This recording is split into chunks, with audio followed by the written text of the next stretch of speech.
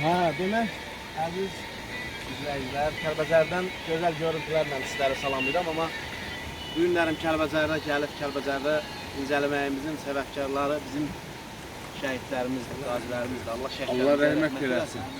Allah qazilərimizə can sağlığı versin, Allah dövlətimizi qorusun və burada Kəlbəcərdə şəhidlərimizi yada salmasaq, mən elə bilirəm ki, çox böyük bir günah.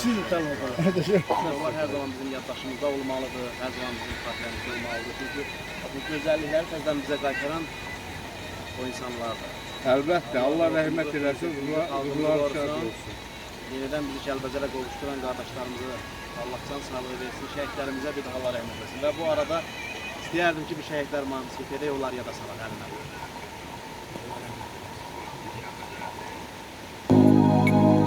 Nereden biliyorsun soba?